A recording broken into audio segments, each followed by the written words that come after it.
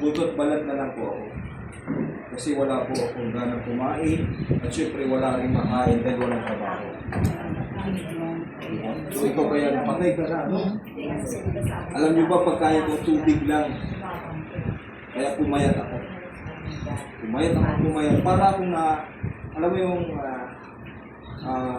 nagpanata, tubig lang ang aking pagkakas. Fasting. Kaya yung daming sakit ko, nakatulong din siguro yung walang kain, na fasting ako.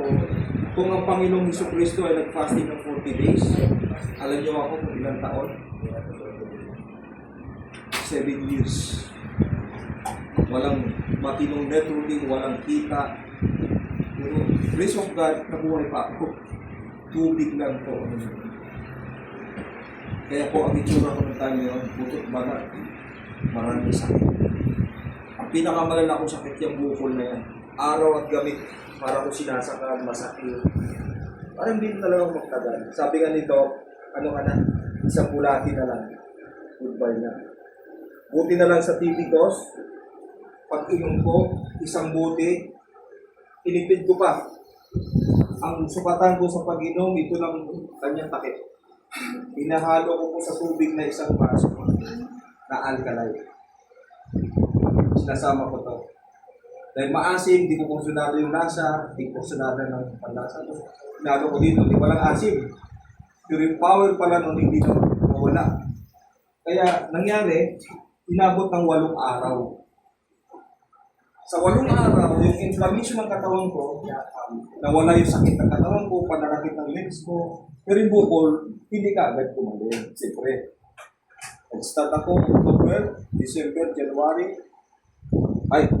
October, November, December. At January, pumutok si bukol.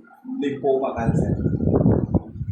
Pero ikaw, sa ganung tagal, mawawala ka na ng pag-asa o tuloy pa rin? So, ginawa ko, pray, always, every night and morning, thank you God, may buhay pa. Good news guys, kung pumutok siya, laking ginhawa. Parang naglaho yung sakit, yung maraming bulati. May bulati pala tayo na maliliit. Kulay puti nila pa. Alam mo yung Mickey? Sa lapat? Oo, yun. Yun ang naglabasan. Patay na lumabas. Pinapakita nito because of TV Dos. Alam yung dami. Tinuturo yan. Basang-basa yung damit ko.